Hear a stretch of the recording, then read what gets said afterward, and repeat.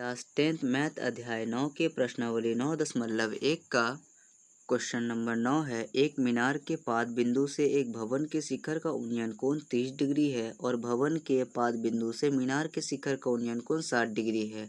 यदि मीनार 50 मीटर ऊंचा हो तो भवन की ऊंचाई ज्ञात कीजिए। इसको हम फिगर के माध्यम से समझते हैं।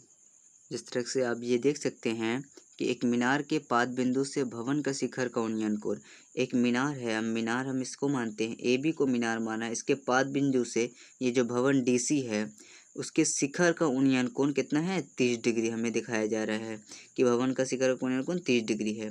और भवन के पाद बिंदु से मीनार के शिखर का उन्नयन कोण, मीनार के शिखर का उन्नयन कोण कितना है, 60 डिग्री है, जो बोला जा रहा है। यदि मीनार 50 मीटर ऊंचा है, ये मीनार है, मीनार कितना है, 50 मीटर ऊंचा मीनार है, तो भवन की ऊंचाई ज्ञात की, यानी डीसी की वैल्यू हमें ज्ञात करनी है। तो चलिए इसको समझते हैं। अब हमने जिस को माना है उसकी वैल्यू रखते हैं। जैसे कि माना ए बी 50 मीटर का मीनार है, ए बी हमारा क्या है, 50 मीटर का मीनार है, डी सी हमारा भवन है, तो हम लिखेंगे डी सी भवन है।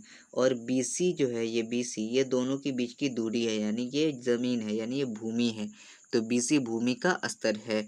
अब हम त्रिभुज लेंगे, समकोण त्रिभुज ए बी सी में, समकोण त्रिभुज ए बी सी में लेंगे। अब हम देखेंगे ए बी और बी सी का हमें यूज़ है इसमें, ए बी और बी सी का, इसके ज़रिए हम ये निकालेंगे और ये निकल जाएगा, तो इसको इससे निकाल देंगे, यानी ये पी और ये बी, पी और बी होता है टेन थीटा में, टेन थीटा बराबर होता है पी बाय बी के। थीटा हमारा कितना है, थीटा अगर हम देखें इस त्रिभुज में, थीटा हमारा 60 है, थीटा की जगह लिखेंगे 60। पी हमारा क्या है, थीटे के सामने वाला पी होता है, यानी ए बी हमारा पी है, बी हमारा बी सी है, बी सी लिख दिया। टेन 60 का वैल्यू होता है √3, बराबर वैसे लिखा, ए बी हमारा कितना है 50 है, तो ए बी की जगह हम लिखेंगे 50। बी सी हमें नहीं पता, तो बी सी का वैल्यू हमने वैसे रख दिया।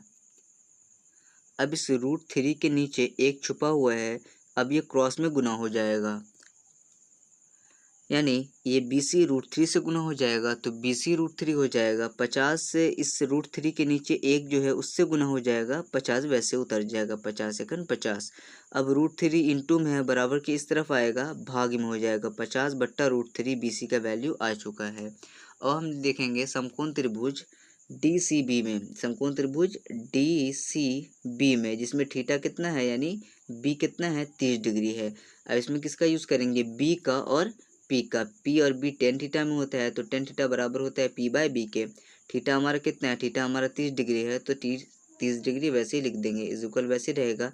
थीटा के सामने वाला होता है पी, यानी डी सी हमारा कितना है, पी है, पी की जगह डी सी लिख देंगे, बी हमारा बी सी है, तो बी सी की जगह बी की जगह बी सी लिख देंगे। टेन 30 डिग्री का वैल्यू होता है 1/√3, तो टेन 30 डिग्री के वैल्यू की जगह हम लिखेंगे 1/√3। डी सी हमारा कितना है, डी सी अगर देखें, डी सी हमें नहीं पता, तो डी सी हम वैसे उतार देंगे। बी सी हमने अभी तुरंत निकाला है 50/√3, डी सी बी सी की जगह लिखेंगे 50/√3। अब आगे सॉल्व करेंगे, डी सी जो है √3 से गुना हो जाएगा, तो डी सी √3 हो जाएगा।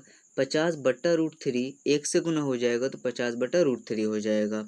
अब क्रॉस में मल्टीप्लिकेशन करेंगे, लेकिन इससे पहले यहाँ देखते हैं कि ये गुना के रूप में है, बराबर की इस तरफ जाएगा, भाग हो जाएगा, यानी डीसी तो वैसे उतर जाएगा, लेकिन ये इंटू बराबर किस तरफ आएगा, तो भाग में आएगा, यानी नीचे में आएगा, तो 50/√3 के बगल में आ जाएगा ये √3, √3 से √3 गुना हो जाएगा, सिर्फ 3 बचेगा, 50 वैसे उतरेगा, डीसी की वैल्यू होगी 50√3। तो डीसी हमारा कितना था, डीसी हमारा भवन था, डीसी हमारा भवन था, और यहाँ पे डीसी की वैल्यू हमें 50/√3 आ चुकी है, यानी भवन की ऊंचाई हमने ज्ञात कर लिया है।